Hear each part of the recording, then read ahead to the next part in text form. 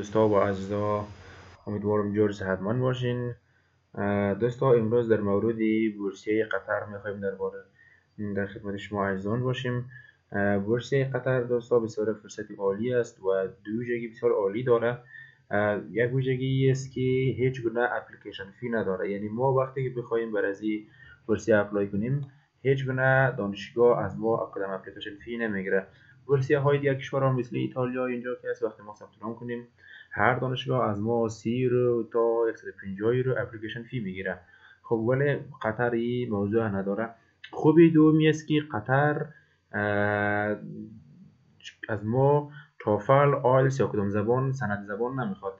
اگر باشه به عنوان یک ارجحیت خوب است، ولی اگر نباشه جزء ضرورت ها نیه. خب حالا ما میخوایم روش ثبت نامش بر شما عزیزان بگوییم. دوستا وقتی که ما وارد لینک شویم برای ما این رقم صفحه باز میشه. ببینید دوستا در اینجا ما یکی داریم ساین این، یکی داریم کرییت اکاونت، یکی داریم اپلای آنلاین. خب ساین این برای کسایی هست که قبلا اکاونت ساخته و کرییت اکاونت معمولا ما که تازه میخوایم ثبت نام کنیم و اپلای آنلاین هم که یک موضوع جدازی است. خب دوستا در اینجا وقتی که ما برای کرییت اکاونت کلیک کنیم برای ما این صفحه باز میشه. از ما میخواد اول فرست نیم خود را وارد کنیم. مثلا ما وارد میکنیم احمد، لاست نیم خود را مثلا احمدی. ایمیل آدرس مثلا از ما میخواد ایمیل آدرس میگه وارد کنید، مثلا ما همچنین ایمیل آدرس را و اینجا از ما میخواد که او ایمیل را کانفرم کنیم، یعنی تایید کنیم. بعد مثلا از ما تاریخ تولد میخواد، تاریخ تولد خود را وارد میکنیم و همچنان از ما میگه که در شما چگونه مثلا باشنده قطر هستین، یک دانشجوی بین الملل هستین، چگونه هستین. ما اینترنشنال برای خود انتخاب میکنیم. دوستا الان ببینید شما ما یک مرحله دوباره میریم پیش. خب در اینجا تلفن نمبر از ما میخواد، مثلا کدی کشور ما رو میخواد تلفنشه از ما. خب افغانستان است، مثلا 93 است، انتخاب میکنیم و موبایل نمبر انتخاب میکنیم. دوستان نگفته نمانه که موبایل نمبر باید اول خود صفر نداشته باشه، به خاطر از اینکه ما اینجا مثبت 93 رو وارد کردیم و کدام فاصله اسپیس چی نباشه. خب در کدام ترم مثلا ما میخوایم در سال 2024 در ترم خزانی و اکادمیک لیول. خب ما حالا اینجا مثلا هم بخش دکترا داریم، هم بخش پروفشنال داریم، هم بخش لیسانس داریم. خب ما همین لیسانس فعلا انتخاب میکنیم چون زیاد متقاضی لیسانس است. اندرگریج برای لیسانس میشه. الان میبینید دوستا در اینجا برای لیسانس فقط یک رشته موجود است که او کدام رشته است؟ ساینس این کامپیوتر انجینیرینگ است. فقط همین رشته فعلا موجود است. خب الان ما برای اکانت خود یک پسورد انتخاب میکنیم. مثلا انتخاب میکنیم احمد 1 2 3 4 5 احمد 1 2 3 4 5. خب وقتی که انتخاب کردیم میزنیم در بالای گزینه کرییت اکانت. خب برای ما الان ببینید دوستا اکانت ما درست میشه و در اینجا اکانت درست کردیم. ببینید دوستا در وقت بعد از کرییت اکانت برای ما اینجا یک گزینه میاد که شما بروید بر روی جیمیل خود و اونجا تایید کنید که این اکانت شماست. خب چون من قبلا یک بار تمرین کرده بودم و این مسئله رو مثلا رفتم تایید کردید، بعد ما یک گزینه آمده. اگر شما آمد اینجا مورد در بالای جیمیل خود و اکتیو یک گزینه است به نام گزینه اکتیو، در بالای اکتیو کلیک میکنید اکانت شما فعال بشه. خب چون من قبلا این کارو کردم الان بر من همچین چیز نیامده. خب ببینید دوستا ما میخوایم که وارد اکانت خود شوم. خب دوستا همین قبلا که گفتم این مسئله را ببینید. اینجا ایمیل آمده از خود دانشگاه HBKU یعنی حمید بن خلیفه یونیورسیتی. خب اما اکتیویشن ببینید اینجا ما در بالای اکتیویت کلیک میکنیم. ببینید خب در همین حال اکانت ما اکتیویت میشه و فعال میشه. خب اینجا گفته که your account is now activated, please sign in and visit my account page to get started. خب اکانت ما فعال شد. حالا ما میرویم ببینید در اینجا در بالای ساین این کلیک میکنیم. در بالای ساین این کلیک میکنیم. ببینید دوستا باز دوباره از ما ایمیل ما رو میخواد. خب ایمیل خود رو وارد میکنیم. پسورد را که ما اینجا انتخاب کرده بودیم احمد 1 2 3 4 5 خب میگیم remember me، یعنی شما این را اگر انتخاب کلیک کنید بر دفعه بعدی شما لازم نیست که هر بار پسورد خود را وارد کنید. خب میریم در بالای ساین این میشیم در بالای اکانت خود. خب دوستا وقتی که ساین این شدیم ببینید عزیزان برای ما یک صفحه باز میشه. الان اینجا ما اکانت ساختیم، خب حالا اپلیکیشن نداریم. میگه که you do not currently have any application. خب میزنیم create new application، در بالای این گزینه کلیک میکنیم. بسیار بخوسندی. خب دوستا اینجا ببینید ما داریم که start a new PhD یا new master یا new bachelor یا new certificate. خب ما چون قبلا هم بچلر انتخاب کرده بودیم میزنیم start a new bachelor. اگر شما قبلا مثلا در اکانت سازی در قسمت اکانت خود ماستری انتخاب کردین ماستری ده، خب سرتیفیکیت یا سرتیفیکیت. خب این برای فال یا سمستر خزانی سال 2024 است، در رشته ساینس این کامپیوتر انجینیرینگ است. خب ما میخواییم که روی مرحله بعدی بریم، کلیک میکنیم نیکست. خب دوستا در مرحله بعدی ببینید برای ما این رقم یک صفحه باز میشه. اینجا دوستا ببینید خب اول داریم applicant type. در قسمت applicant type ما میزنیم international، چون به خاطر از اینکه خود متقاضی که است یک ما خب دانشجوی بین المللی است، از خود قطر یا از اینجا نیست.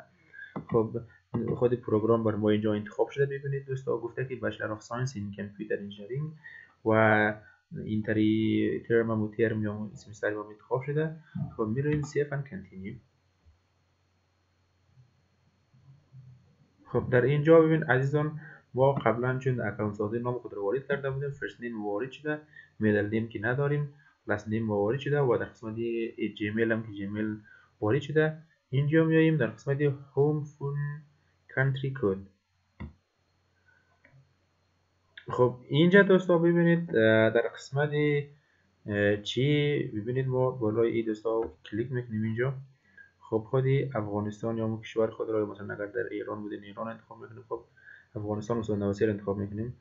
تلفن نمبر خود را وارد میکنیم، مثلا نگفته نمونه که اول صفر وارد نمیکنیم اینجا. خب دوستان میاییم در قسمت پایین گفته که خب اینجا خودش پر میشه در قسمت اکانت سازی. میایم در قسمت پایین اینجا ببینید گفته are you a national or a resident of قطر. خب ما میگیم که نه خیر نیستیم ما کدام باشنده قطر. خب اینجا آدرس خود را وارد میکنیم، مثلا میگیم که شهید مزاری استریت. خب شهید مزاری استریت، شهید مزاری استریت کابل.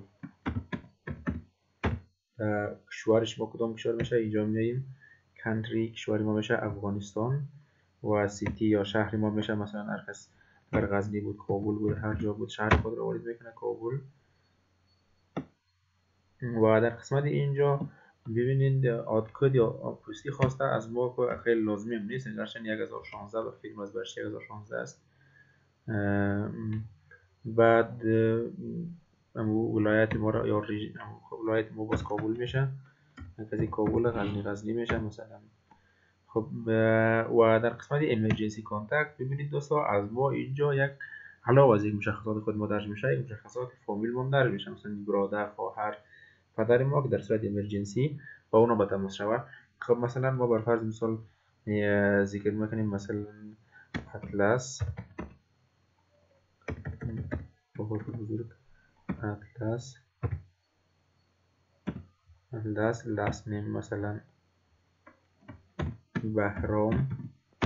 خب ریلیشنشیپ مثلا چی شما میشه ما میگیم پرنت والدین ما. خب شما مثلا روز والدین خود رو وارد میکنید، بعد کدی اول تلفنش که از افغانستان مثبت 93 است امو رو وارد میکنیم که مثلا میگیم که مثبت 93 است و تلفن نمبرشون رو مثلا 7678 12 530 رو وارد میکنیم مثلا نمونه مثالش. خب آدرس حالا لازم نیست اگر شما پر کردید، مثلا آدرسی اول باید چی بیاید امو نمبر پلاک بیاید، بعد کوچه بیاید، بعد استریت یا سرک بیاید، بعد هم ناحیه و منطقه بیاید، بعد هم خودی ولایت بیاید یاد رسیم در ذکر شوه و همینطور کشور و سیتی و پستال کد اینهاش هم با ذکر شوه. خب میریم سر مرحله بعدی سیف اند کانتینیو. خب میریم مرحله بعدی. ببینید دوستا در ما ارور داده که شهید مزاری استریت should contain English alphabets، باید کلمات انگلیسی باشه. خب الان در مرحله بعدی دوستان در اینجا خب ببینید میاییم بعد از اینکه ما مشخصات خود را ذکر کردیم و مشخصات والدین خود را ذکر کردیم، یا پدر یا مادر یا برادر فرق نمیکنه. خب اینجا در قسمت چی جندری ما میاد. جندر خب اگر میل بودین میل، اگر فیمیل بودید فیمیل انتخاب میکنید. خب مرید در قسمت استاتوس مرید ازدواج، دیورس کسی که طلاق گرفته، سینگل هم که مجرد میشه، سپریت کسی که جدا شده، ویدیو دیدم بیوه برنامه ده. خب مثلا ما مجرد رو انتخاب میکنیم. بعد تاریخ تولد مثلا از ما میخواد که در قسمت چی ذکر شده، خب همون تاریخ تولد میشه و کشوری که ما تولد شده ما خب که افغانستان است. دوستا تاریخ تولد اینجا همون تاریخ که ما در کریت اکانت انتخاب کردیم همون تاریخ خودش انتخاب شده دیگه، لازم نیست. خب گفته آیا مادر شما اهل قطر است یا شهروند قطر است؟ خب ما میگیم نیست. بعد میاییم در قسمت یکی خب اینترنشنال ما گفتیم که شاگردی بین‌الملل هستیم. در اکانت قبلا که ساختیم رو ذکر کردیم، اینجا ذکر شده. خب میگه اهل کجا هستین؟ سیتیزنشیپ ما اهلی افغانستان هستیم. پاسپورت نمبر ما پی سی مثلا 22 ذکر میکنیم و تاریخ اکسپایرشون رو ذکر میکنیم که مثلا در تاریخ 2024 1/18 تاریخ اکسپایر پاسپورت ما است. خب این هم شد. میریم سری مرحله بعدی. خب وقتی وارد مرحله بعدی میشیم دوستان ببینید در اینجا در قسمت ایژوکیشن و تحصیل ما مربوط میشه. در اینجا ببینید مثلا از ما سوال میکنه که شما امید در های اسکول یا در قسمت مکتب نامشان را مثلا ذکر کنید. ما اینجا نامی مکتب خود را ذکر میکنیم، درسته یا نه؟ مثلا میگیم که برای فرض مثال خب نام مکتب خود را ذکر میکنیم. مثلا میگیم عبدالرحیم شهید های اسکول، بویز های اسکول، مکتب پسرانه و شهید را اینجا با 2 ای نوشته میکنیم. در قسم چون مکتب های افغانستان چیزی که شهید داره با دبل ای نوشته شده جای آی. و بعد در کدام کشور میشه؟ ما میگیم که در کشور افغانستان میشه این مکتب ما. و اگر شما ببینید دوستا توفل یا آیلتس دارید خود تیک میزنید که مثلا ما دارم. اگر ندارین میگین نه ندارم. خب ببینید دوستان چون ما برای کسایی پر میکنیم که مثلا اونها امتحان توفل ندارن، یعنی تا هنوز امتحان توفل سپاری نکرده، خب بنابراین تیک نمیزنیم. اگر شما امتحان توفل دادین خب رو تیک میزنید. بعد از شما میخواید که مثلا همو سند توفل خود را در آپلود کنید، ولی چون ما تیک نمیزنیم دیگه ما نمیخواید.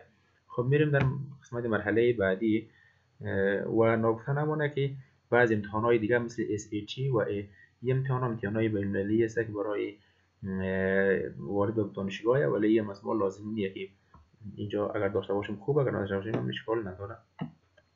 خب دوستان در قسمت تجربه کاری ببینید شما اینجا گفته که please list jobs you have held during the past 3 years. مگر لطفاً لیست کنید وظیفه های خود را که شما انجام دادین در جریان 3 سال گذشته. خب اینجا ببینید دوستان ما اگر شما احیانا کدام وظیفه را انجام دادین، مثلا ما تجربه کاری دارین، معلمی دارین، دیگه دارین، خب میذارین در قسمت add work experience. ببین من بر نمونه مثال مثلا اینجا میزنیم که دوستانی که مثلا تجربه کاری داره باز آگاه شود. خب تایتل مثلا ما میذاریم تیچر، یا مثلا میزنیم مثلا یک نفر پر فرض مثال بوده استاد انگلیسی، میگیم که انگلیش مثلا instructor، انگلیش instructor یعنی استاد انگلیسی. خب و در قسمت employer مثلا اسمش رو ذکر میکنیم. بر فرض مثال مثلا نام کارفرمای ما بر فرض مثال بوده عالم، خب اسم عالم ذکر میکنیم و نامزد نمونه که اسم باید اول با حرف کلام بشه تا میگیمست.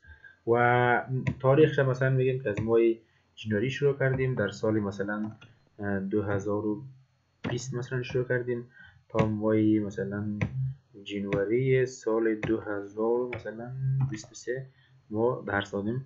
خب در هفته مثلا چند ساعت درس دادی یا چند ساعت در هفته مثلا کار میکردی. در هر هفته مثلا ما میگیم که بر فرض مثال حالا شما حساب کنید 54 ساعت مثلا ما در هفته کار میکردیم و آیا تا به حال مثلا شما کار میکنید؟ میگیم نه، نه خیر، چون ما اینجا زدیم مثلا در اینجا تاریخ قید کردیم تا این تاریخ کار کردیم.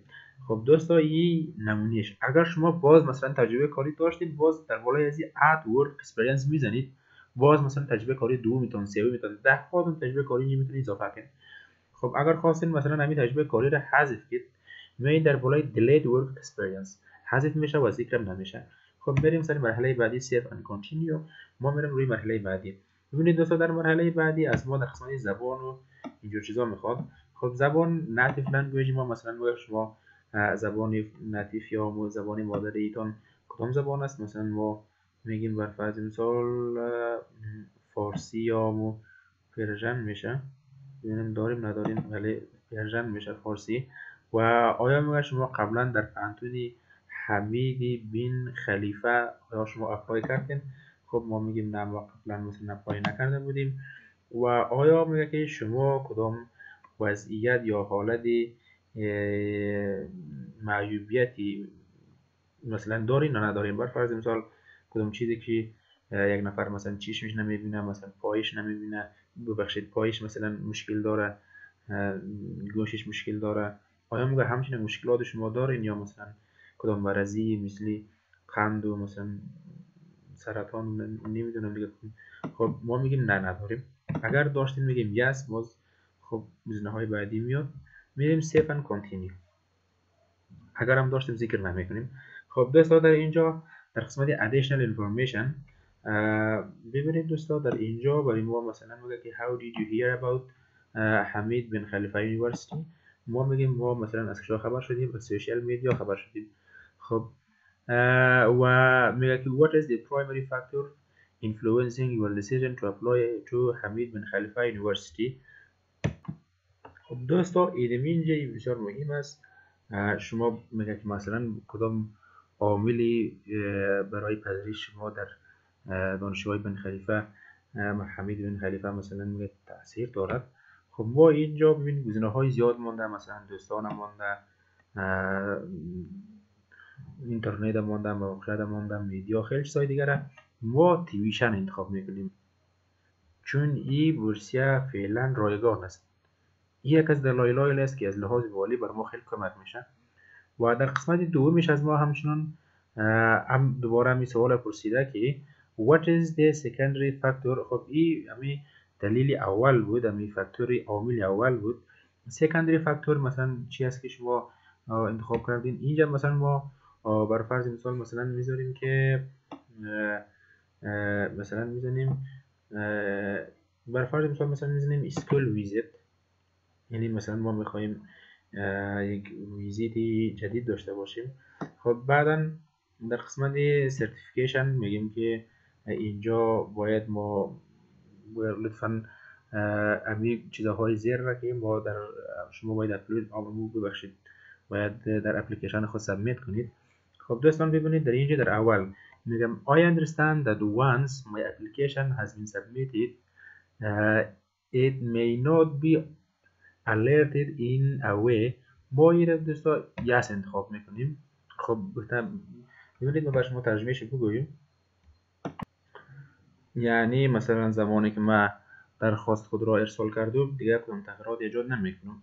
خب یس را البته دلتون مثلا اگر شما خواستین یک وقت توفل مثلا اضافه کنید، یک وقت مثلا خواستین آدرس خود تغییر بدین، یک وقت خواستین مثلا چی کنید نور انتخاب میکنید، هر کس دلش دیگه. خب در اینجا ببینید در این قسمت امی خلاصی که در اینجا همچون ما گزینه یس انتخاب میکنیم. مثلا میگه که ما چیزی را که سابمیت کردیم از کار خودیم است و تمامش واقعیت است و با صادقانه مثلا نمی کار چی کردیم و در شرکت کردیم در مکتب. و خب بالاخره همین چیزاست که ما یس انتخاب میکنیم. و همچنان در گزینه بعدی همچنان ما میگه که ما اما میگه است که مثلا میگه که ما فهمیدیم که یک آفری ادمیشن در حالی که پندینگ است و برای ما همچنان از لحاظ کوالیتی و اینجور چیزا مثلا برای ما مورد اساس از این چیزا هست. خب ما گزینه یس انتخاب میکنیم، باید یس انتخاب شود. و همچنان ببینید دوستان در پایین که ما بیاییم اینجا برای ما در قسمت سیگنیچر احمد احمدی و در قسمت دیتش هم که تاریخی مثلا امروز روزی که شما اپلای کرد امروز میزنه و این شد از این. الان ببینید دوستا ما رسیدیم در مراحل آخری اپلیکیشن خود.